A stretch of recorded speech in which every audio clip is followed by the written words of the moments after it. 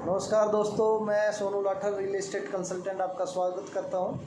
आज का विषय है एचएसवीपी के ई ऑक्शंस। एचएसवीपी ने पिछले 1-1.5 साल से ई ऑक्शन के थ्रू प्लॉट्स का आवंटन शुरू करा हुआ है, जो कि आम कस्टमर के लिए, हमारे जैसे लोगों के लिए एक फ़ायदे का सौदा है कि नहीं, इसके बारे में डिस्कस करना है आज। बेसिकली क्या हो रहा है, जो इन्होंने एक तो जो पहले का सिस्टम होता था कि एचएसवीपी सस्ते रेट पे प्लॉट्स प्रोवाइड करती थी आम जनता के लिए, वो अब बिल्कुल ई ऑक्शन आने के बाद बिल्कुल ख़त्म हो गया है। और गवर्नमेंट चाहती भी नहीं कि आम आदमी प्लॉट ख़रीदे। उन्होंने कह भी दिया कि आगे भी हम ई ऑक्शन करेंगे, क्योंकि उनको मोटा फ़ायदा हो रहा है। जो ई ऑक्शन में भाग लेके प्लॉट ले रहे हैं, ये मान के चलो मार्केट से 2-3 साल आगे के रेट पे प्लॉट ख़रीद रहे हैं, और उनको इमीडिएटली तो सेल तो करना बहुत दूर की बात है, वो अभी उसका खाली इंटरेस्ट ही भरेंगे और बाकी कोई उसमें मोटा प्रॉफिट वाली चीज़ें नहीं है। लोग लेके हालांकि खुश हो रहे हैं इस चीज़ को कि हमने प्लॉट ले लिया, लेकिन ना तो उसका कोई कस्टमर है। एक बार ले लिया तो ये सोच के चलो 5 साल तक आपका प्लॉट भी बुक हो गया और आप रीसेल भी नहीं कर पाएंगे उसको, और खाली आपको लोन की किस्तें भरनी है उसमें। आप उसको लेके आपका डिसीजन है कि वो आपको सही है कि नहीं है, वो आपको देखना है। बेसिकली हो क्या रहा है, पहले एचएसवीपी सस्ते रेटों पे प्रोवाइड करती थी लोगों को, ड्रॉ के सिस्टम से। लगा लो मार्केट में अगर 50 रुपये का रेट होता था तो वो आपको 20-30 रुपये में सस्ते रेट में मिल जाता था मार्केट से। तो आम लोगों के लिए भी बेनिफिट था और गवर्नमेंट का भी ये होता था कि भाई उनका खर्चा पानी उससे निकल गया है, उससे ओवर प्राइस नहीं चीज़ें मिलती थी, तो जनता जो थी उसके लिए सबसे बढ़िया चीज़ थी। अब हो क्या रहा है, ई ऑक्शन में बिडिंग हो रही है, लोगों में कंपटीशन की वजह से लोग एक दूसरे से कि उसने प्लॉट ले लिया मैं भी ले लूँगा, महंगे रेट पे प्लॉट उठ रहे हैं, जो कि मार्केट रेट से कम ये मान के चलो 30-40% तक भी ऊपर हायर रेट पे लोग ये ऑक्शन में बिडिंग कर देते हैं, खरीद देते हैं। फिर उसका पेमेंट का टाइम भी बहुत कम है, 4 महीने के अंदर अप्रोक्स आपको सारी पेमेंट करवा लेते हैं। बीच में बेचना चाहें तब भी कम रेट पे भी नहीं बेच सकते, ज़्यादा छोड़ो, कम रेट पे भी आप सरेंडर नहीं कर पाएंगे प्रॉपर तरीके से, मार्केट में बेच भी नहीं पाएंगे। और बहुत सारे रूल रेगुलेशन ऐसे आ गए जो आम आदमी के लिए कोई ज़्यादा सुविधा नहीं लेके आ रहे हैं। खाली एक लोन से नहीं होता है, लोन तो हर चीज़ पे मिल जाता है आज की डेट में।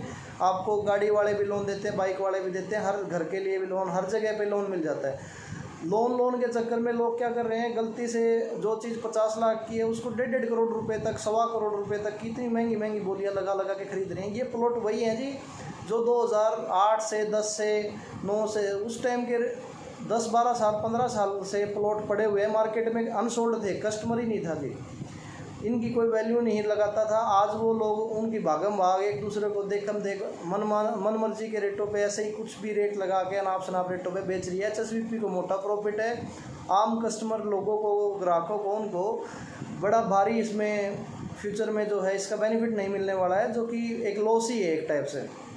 तो मैं ये सजेस्ट करूँगा कि आप इनके अल्टरनेट भी कुछ ऑप्शन है मार्केट में। जैसे आज की डेट में एक दीनदयाल जन आवास योजना के अंतर्गत जो गवर्नमेंट लाइसेंस दे रही है इस पॉलिसी के 2016 में आने के बाद से, इसमें भी कई सारे प्राइवेट बिल्डर जो हैं एक गेटेड सोसाइटी बना के देते हैं, उसमें बहुत सारा इंफ्रास्ट्रक्चर है, वो इन सेक्टर से बेटर है, लोन की भी फैसिलिटीज़ होती हैं।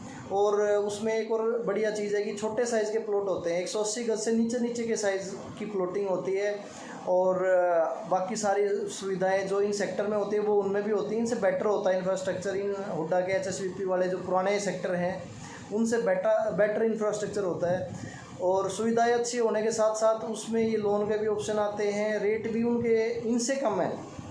तो मैं तो ये सजेस्ट करूँगा कि मार्केट का सर्वे करिए अच्छे से देख के कि ये चीज़ हमारे को कम रेट पे मिल रही है, और एक डेवलपमेंट लिंक प्लान के साथ में 1-1.5 साल, 1 साल, 2 साल ऐसे कुछ टाइम के साथ में लंबे पेमेंट उसमें मिल रही है, ना कि 3-4 महीने में पूरी पेमेंट करवा ली।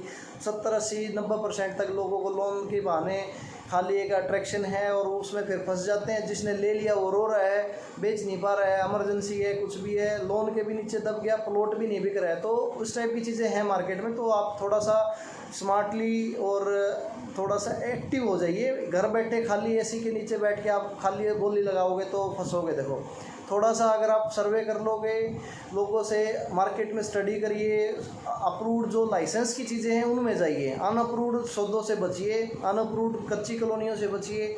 वो भी बतेरे लोग हैं जो झूठी बोल के कि अभी रजिस्ट्री ओपन हो जाएंगी, ये हो जाएंगी, वो हो जाएंगी, ऐसे करके चीज़ें बेच रहे हैं, उनसे भी बचिए।